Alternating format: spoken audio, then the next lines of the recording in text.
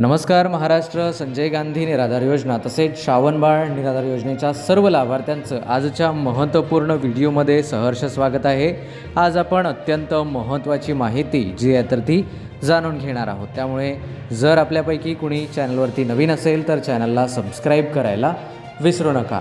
तर बघा, अनुदान जे आहे तर ते तुम्हाला कदाचित आज किंवा उद्याला याची प्रक्रिया सुरू होण्याची शक्यता आहे. ज्याप्रमाणे मी आधी सांगितलं होतं, काही तालुक्यांची यादी जी आहे तर ती उपलब्ध झालेली आहे, ज्या तालुक्यांची माहिती अपडेटेड झालेली आहे. ठीक आहे, आज मी तुम्हाला फिक्स तारीख अजिबात सांगणार नाही, कारण याआधी देखील वरतून तारीख चेंज करण्यात आलेली आहे. आणि आता मी तुम्हाला सांगणार की तुम्हाला उद्या अनुदान येईल आणि ते आले नाही तर तुमचं जे आहे तर ते तुम्हाला थोडंसं वेगळं वाटेल. त्याच्यामुळे मी तारीख सांगणार अजिबात नाही. ज्या ज्या लोकांना तारीख हवी आहे त्यांनी व्हॉट्सॲपवरती तारीख विचारू शकता.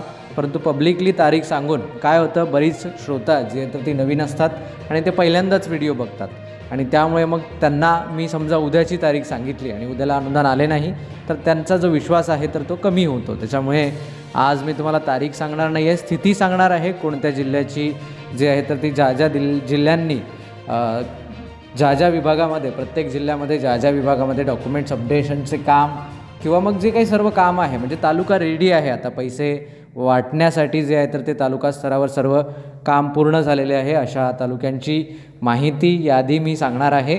ठीक आहे, तारीख मी अजिबात सांगणार नाही. ठीक आहे, चला वेळ न गमवता आपण व्हिडिओला सुरुवात करूया, कारण बराच वेळ जो आहे तर तो व्हिडिओमध्ये निघून गेलेला आहे.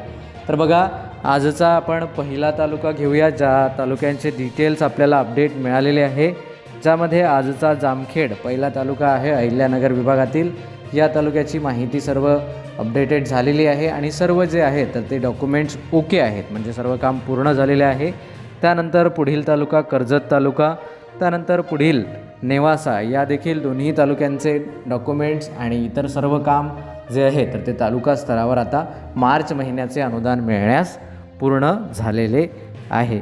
पुढील तालुका आहे अकोट तालुका, अकोला विभागातील अकोट तालुक्याचे देखील डिटेल्स सर्व अपडेटेड आहे. म्हणजे आता तालुक्यातून अनुदान वितरणाची प्रक्रिया सुरू करणे एवढीच एक प्रोसेस जी आहे तर ती बाकी आहे.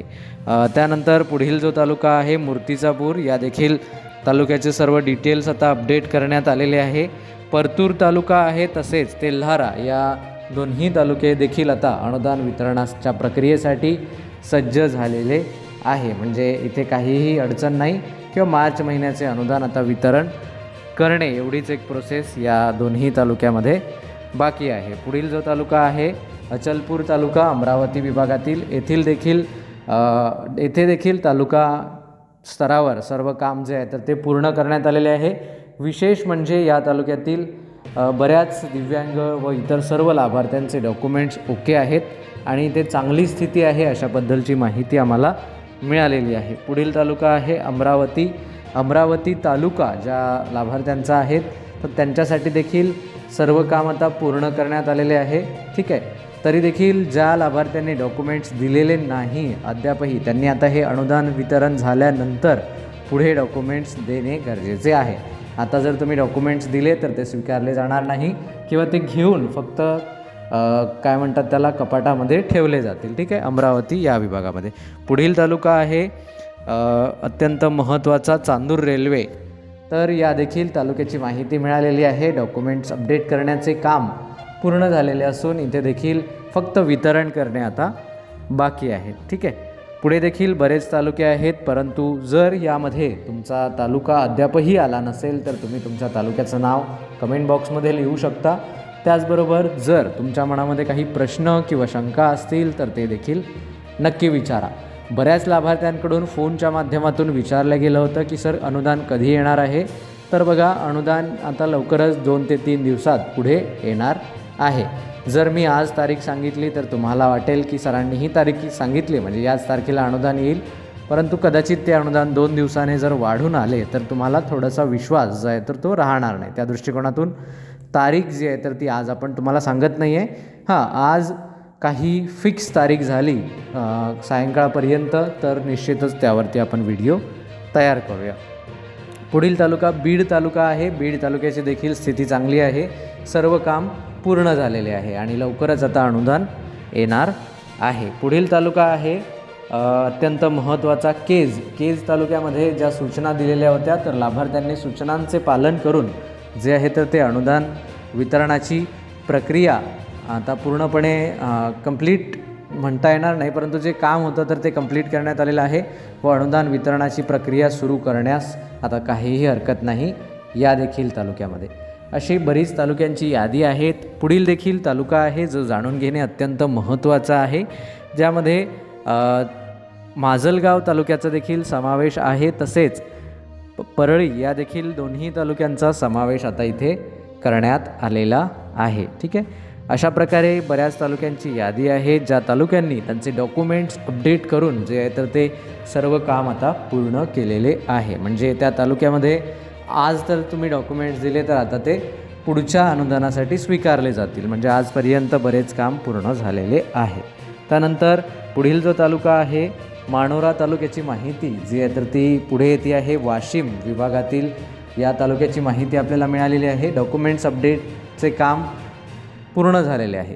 आता म्हणाल की सर बाकीच्या तालुक्यांचं काय, तर मी तुम्हाला सांगू इच्छितो ज्या ज्या विभागाकडून तालुक्याकडून माहिती मिळालेली आहे तीच माहिती आम्ही तुम्हाला देतो. बाकीच्या असं नाही की जर एखादा तालुका आहे, उदाहरणार्थ मुंबई तालुका आपण घेऊया आणि मुंबई तालुक्यामध्ये डॉक्युमेंट्स अपडेटचे काम पूर्ण झालेले आहे आणि ते आम्हाला माहिती मिळाली नाही म्हणजे काही ते अपडेट झालेले नाही असं अजिबात नाही. आम्हाला माहिती मिळाली नाही हे आमची चुकी आहे, परंतु त्यांनी त्यांचे काम पूर्ण केलेले असते. तसं त्याच्यामुळे तुम्ही असं अजिबात समजू नका की जर आम्हाला माहिती मिळाली नाही तर ते काम झालेले नाही. कदाचित आम्हाला माहिती काही कारणास्तव नाही मिळू शकली असेल, परंतु त्यांचे काम ते बॅकग्राऊंडमध्ये करत असतात. ठीक आहे. पुढील तालुका आपण जाणून घेऊया. तर बघा पुढील तालुका देखील अत्यंत महत्त्वाचा आहे. मँगुर्ले काहीतरी नाव आहे, पीर असं काहीतरी नाव आहे, मला नावामध्ये थोडी गडबड होत आहे. तर या देखील तालुक्याचं नाव इथे आलेलं आहे जिथे डॉक्युमेंट्स अपडेशनचे काम आहे. यादीमध्ये पुढचा तालुका आहे रिसोड या देखील तालुक्याला आता अनुदान येण्याची प्रक्रिया सुरू होणार आहे लवकरच, पुढील 2 ते 3 दिवसामध्ये. ठीक आहे. तर अशा प्रकारे आणखी देखील काही तालुक्यांची नावे आपण जाणून घेऊया. मला वाटतं वाशिम विभागातीलच पुढील देखील काही नावं आहेत ज्यामध्ये वाशिमचा देखील समावेश आहे. तर जे लाभार्थी ज्यांचा तालुका वाशिम आहे त्यांच्यासाठी देखील ही एक आनंदाची बातमी आपण म्हणूया. ठीक आहे. पुढील जो तालुका आहे तो अत्यंत महत्त्वाचा आहे. भिवंडी या देखील तालुक्याला आता अनुदान वितरणाची प्रक्रिया जे आहे तर ती सुरू होणे एवढेच काम बाकी आहे. ठीक आहे. बाकी सर्व जे डॉक्युमेंट्स अपडेट असेल किंवा बाकी जे काही काम असेल तर ते पूर्ण झालेले आहे. पुढील तालुका आहे मुंबईशी लागलेला कल्याण या तालुक्यामध्ये देखील अनुदान वितरणाची प्रक्रिया सुरू होणे एवढेच काम एक बाकी आहे. बाकी जे छोटे मोठे काम आहेत, डॉक्युमेंट अपडेशन असेल किंवा मग लाभार्थ्यांची माहिती वरती पोर्टलवरती पाठवणं असेल, हे सर्व काम इथे देखील पूर्ण करण्यात आलेले आहे. पुढील तालुका देखील अत्यंत महत्त्वाचा आहे. डहाणू या देखील तालुक्याची माहिती आता समोर आलेली आहे. तर डहाणू विभागामध्ये देखील सर्वच लाभार्थ्यांचे ज्या लाभार्थ्यांनी वेळेच्या आत जे आहे तर ते डॉक्युमेंट्स दिलेले होते तर त्यांचे डॉक्युमेंट्स अपडेट करून जी प्रक्रिया आहे तर ती पूर्ण करण्यात आलेली आहे. ठीक आहे. त्याचबरोबर पुढील देखील तालुका अत्यंत महत्त्वाचा आहे वसई या देखील तालुक्याची स्थिती चांगली आहे. विशेष म्हणजे येथे असलेल्या सर्व दिव्यांगांचे डॉक्युमेंट्स अपडेट करण्यात आलेले आहे अशी माहिती वसई विभागाकडून आपल्याला मिळालेली आहे. ठीक आहे. तर अशा प्रकारे आणखी देखील काही तालुक्यांची नावे इथे आपल्या स्क्रीनवरती दिसत आहेत. ती नावे जाणून घेण्याआधी जर आपल्या मनामध्ये काही प्रश्न किंवा शंका असतील तर ते नक्की विचारा. जर आपल्यापैकी कोणी चॅनलवरती नवीन असेल तर चॅनलला नक्की सबस्क्राईब करा. करमाळा तालुक्याचे नाव इथे पुढे आलेले आहे. या देखील तालुक्यातील लाभार्थ्यांचे डॉक्युमेंट्स अपडेट आणि इतर सर्व कामं पूर्ण करण्यात आलेली आहे.